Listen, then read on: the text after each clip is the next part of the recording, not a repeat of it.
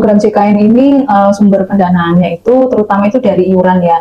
Jadi iuran dari peserta. Nah, salah satu strateginya biar nggak lupa itu daftar auto debit. Oh, ada program auto debit. Rehab, kepanjangan dari apa Bu? Rehab. Ini kayak rehab.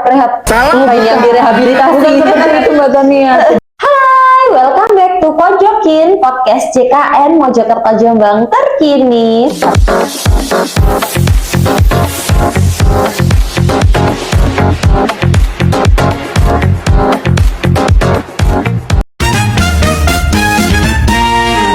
Tetap bareng sama aku di akun Pojokin yang kalian jangan sampai lupa untuk subscribe, like, dan komen. Karena semakin hari semakin beragam informasi yang akan aku sampaikan kepada kalian semua. Hari ini aku lagi-lagi tidak akan mojok sendiri, tapi mojok bareng sama bintang tamu yang pastinya akan memberikan informasi yang sangat bermanfaat. Nah, sebelum aku kasih tahu siapa bintang tamu kita hari ini, aku mau ingetin bahwa keberlangsungan program JKN ini tidak terlepas dari kalian-kalian semua peserta JKN yang telah membayar iuran. Nah, tapi pastinya dalam pengumpulan iuran itu adalah ya usaha-usaha juga yang dilakukan dan suka dukanya, karena yang namanya iuran ya, iuran arisan aja kadang suka lupa ya kan, apalagi iuran JKN. Jadi kalian ini harus selalu ingat untuk memastikan kalian bayar iuran. Nah, hari ini aku mau membahas tentang hal tersebut, apa-apa aja dan bagaimana aja cara tentang pengumpulan iuran di program JKN BPJS Kesehatan ini. Mari kita sambut bintang tamu kita hari ini. Silakan Ibu, perkenalkan Ibu cantik siapa hari ini? Halo Mbak Tania, rekan-rekan, perkenalkan saya Anggra. Sebelumnya saya terima kasih ya Mbak Tania sudah diundang di podcast. Saya yang terima kasih Ibu mau bergabung. Gimana Ibu? Ibu ini sekarang jadi sebagai kepala Saya bagian apa, Bu? kepala bagian perencanaan, keuangan dan pemeriksaan di BPJS Kesehatan Cabang Mojokerto. Nah, tuh kan, dilihat dari jabatannya aja pasti beliau sangat menguasai apa yang aku bahas tadi ya kan.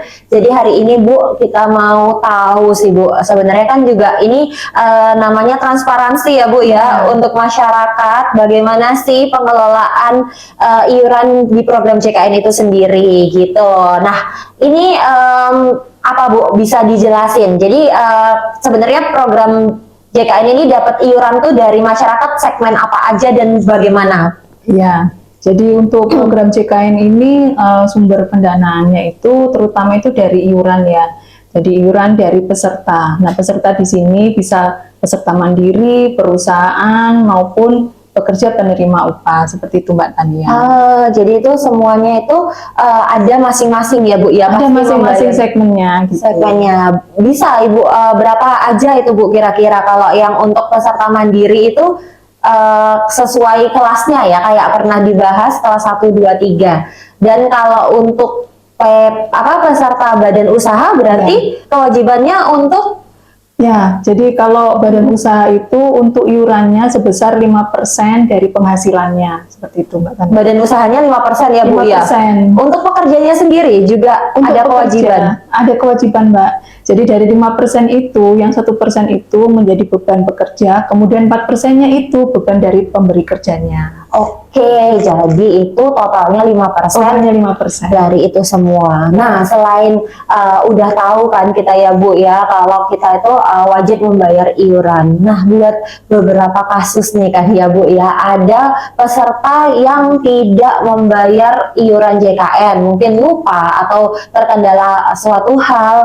Itu bagaimana ya Bu ya, status kepesertaannya dia akan nonaktif kan ya Bu? Ya, jadi memang banyak juga ya Mbak Tania ya. Kalau peserta mandiri itu kan terbagi kelasnya. Kelas 1 iurannya 150.000 per orang per bulan.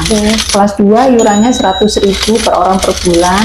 Terus yang kelas 3 iurannya 35.000 per orang per bulan. Nah, terkadang mereka itu kan karena iurannya wajib dibayarkan setiap bulannya ya Mbak ya. Jadi terkadang itu lupa gitu. Nah, salah satu strateginya biar nggak lupa itu daftar auto debit. Oh, ada program auto debit.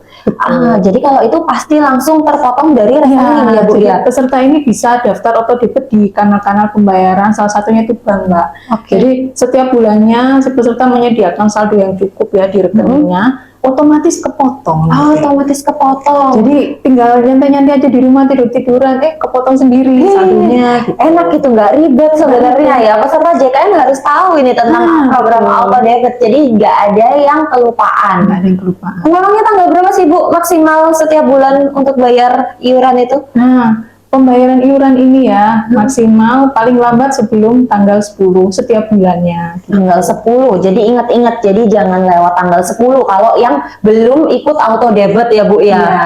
Nah misalnya ya Bu ya, auto debit ternyata rekeningnya habis ya kan. Nah jadi misalnya nih jadinya peserta itu non-aktif itu ada denda nggak sih Bu sebenarnya? Kalau misalnya kita lupa bayar dan udah telat misalnya 2 bulan atau 3 bulan itu ada denda nggak dari keterlambatan? Iya, biasanya itu kadang peserta juga nanya ya, Bu ini saya telat bayarnya, ada dendanya nggak gitu.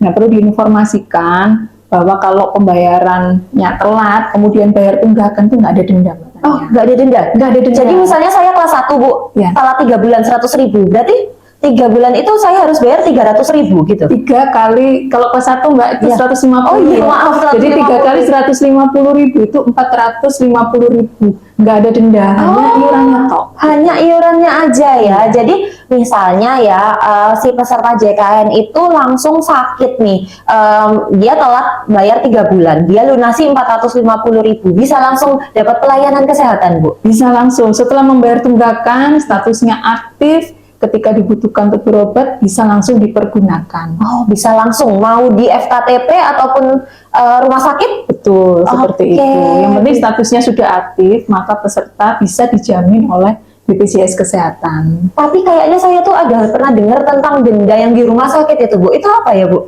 Ya, jadi ada istilahnya denda layanan itu Mbak Tania. Bukan denda dari tagihan dari iuran ya? tagihannya, jadi nggak ada denda dari iurannya gitu. Nah, denda layanan ini berlaku dalam waktu 45 hari jika setelah membayarkan tunggakannya dan statusnya aktif, kemudian rawat inap di FKTL, itu maka muncul denda layanan, Mbak. Gitu. 45 hari. Jadi misalnya 45 hari. tapi kalau udah dilunasin dan baru sakit di hari ke-46 ya nggak jadi ada dendanya. Nggak jadi ya? denda. Tapi jangan sampai nunggak lagi. Oh, jangan sampai nunggak lagi. Kalau nunggak lagi kena denda lagi. Kena denda lagi. Tapi itu pun kalau di rumah sakit FKTL ya Bu ya. Kalau misalnya sakitnya ternyata cuma butuh pelayanan di FKTP ya nggak masalah. Nggak masalah. Tidak kena denda apapun. Ya. Jadi sebenarnya kalian itu kalaupun ada tunggakan nggak usah takut ada denda yang menggulung gitu ya Bu ya. Jadi nggak ada. Jadi langsung murni tunggakannya aja.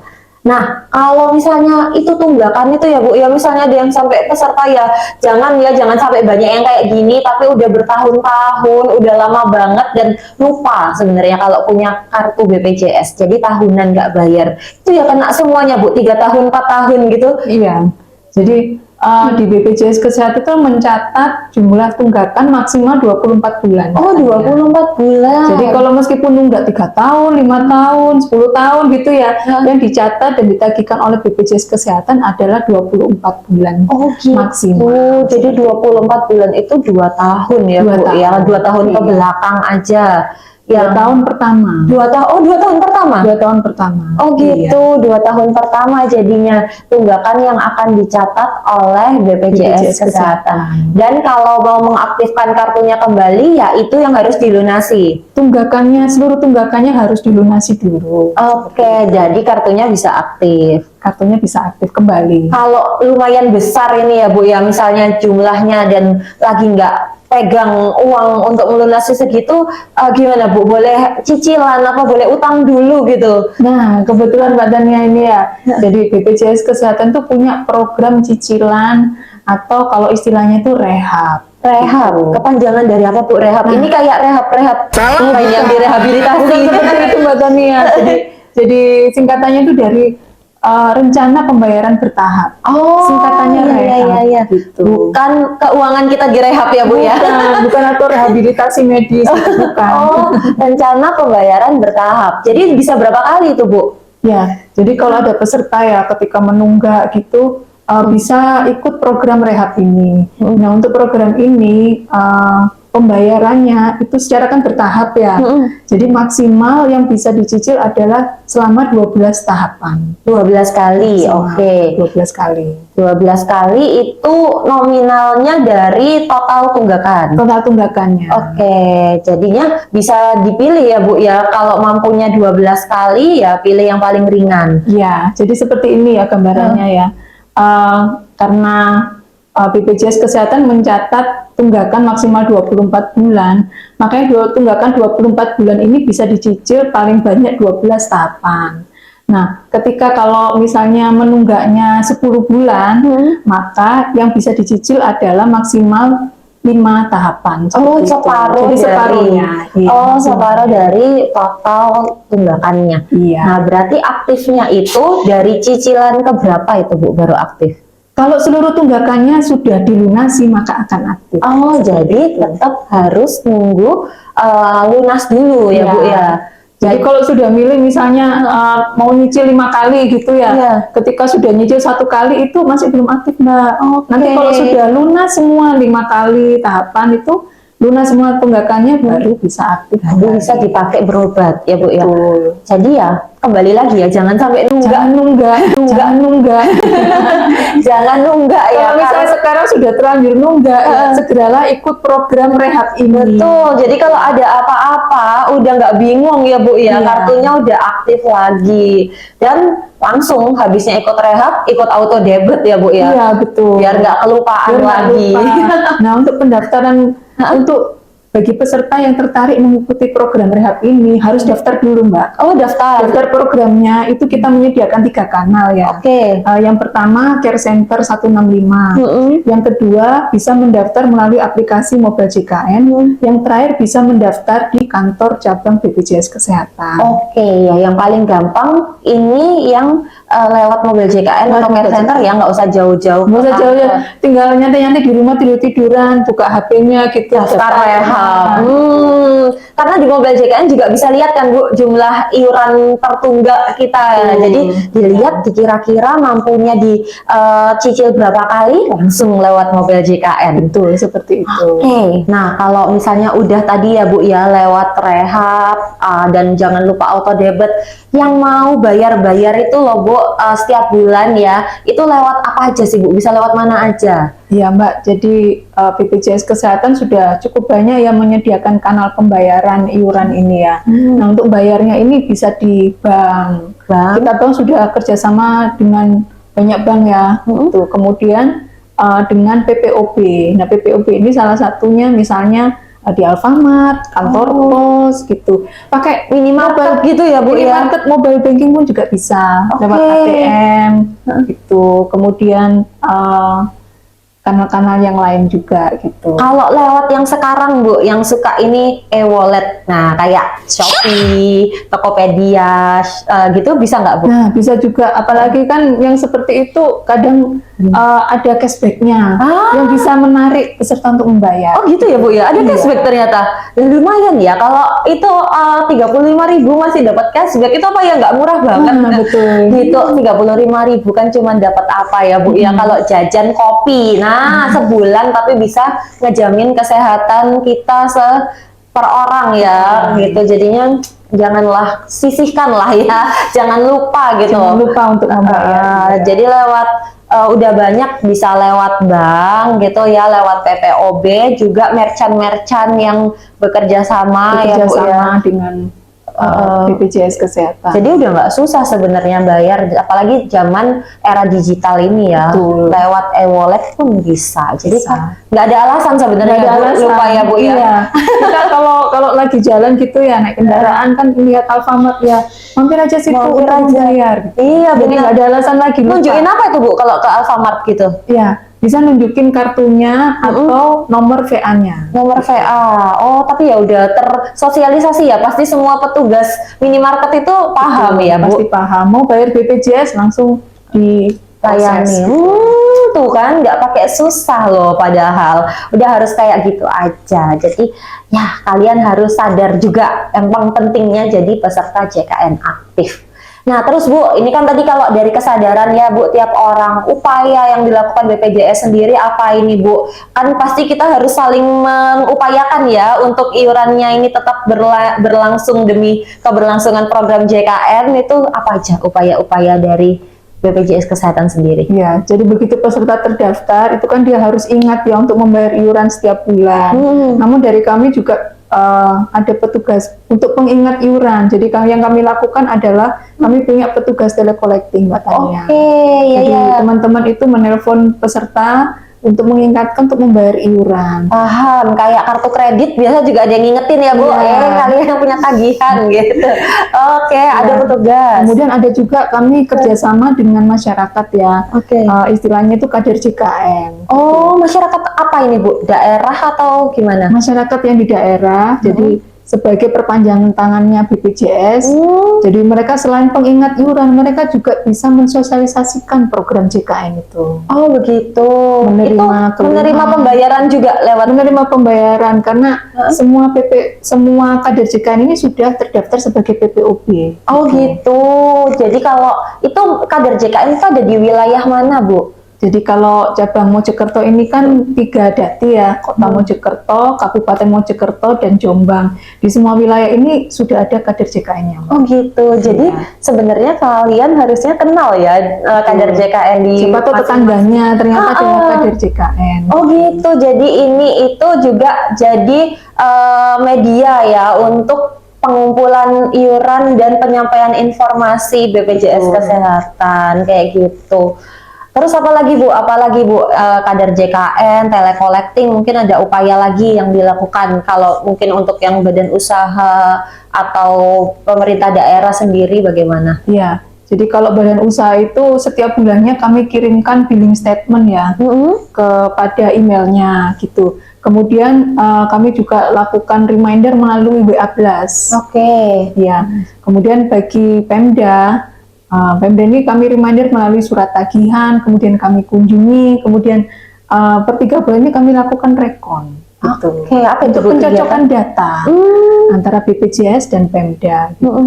Oh gitu, jadi ada kolaborasi juga karena sebenarnya data yang diterima BPJS sendiri juga data-data dari pemerintah daerah ya Bu ya. Seperti itu. Jadi jumlah iurannya tuh harus cocok seperti itu, dan badan usaha ini ada maksimal tanggal berapa juga Bu bayarnya? Ya, jadi secara keseluruhan ya, baik itu peserta mandiri, badan usaha, Pemda, untuk pembayarannya itu paling lambat tanggal 10 setiap bulan. Oh semuanya sama rata itu Sama tanggal rata. 10. Oh gitu. Gampang ya Bu ya, jadi nginget-ngingetnya ya. Jadi petugas-petugas pengingat tadi tuh sebelum tanggal 10 harus sudah mengingatkan. Oh gitu. Jadi nah sebenarnya nggak ada alasan juga sih badan usaha menunggak ya Bu ya. Kayak gitu. Jadi karena kenapa sih kok dilakukan upaya-upaya ini? Ya buat kita semua peserta JKN biar sama-sama nyaman, yang menjadi peserta dari badan usaha juga tidak pernah ada yang non-aktif gitu kartunya. Kan bahaya banget ya, misalnya lagi butuh waktu sakit ternyata kartu kalian non-aktif. Jadi jangan sampai. Jadi selain kesadaran dari masing-masing peserta JKN, kita juga mengupayakan bersama-sama agar semua peserta JKN mendapatkan manfaat dari program JKN yang jadi peserta aktif. Ya terima kasih banyak Bu Anggra sudah sharing tentang upaya-upaya untuk menjaga keberlangsungan program JKN ini ya Bu Anggra. Saya terima kasih banyak. Mungkin ada yang disampaikan Bu sekali lagi kepada pemirsa Pojokin? Ya, pemirsa Pojokin, saya titip pesan aja, jangan lupa membayar iuran sebelum tanggal 10. Ya, jangan lupa teman-teman. Baik, terima kasih Bu Anggra sekali lagi, dan sekian podcast Pojokin hari ini yang kolaps dengan Bu Anggra sebagai kepala bagian pemeriksaan dan keuangan di kantor cabang Mojokerto. Jangan lupa kalian harus subscribe, like, and comment sekali lagi karena minggu depan juga bakal ada lagi berita-berita lagi yang terbaru yang akan kita bahas. Oke, see you and bye-bye!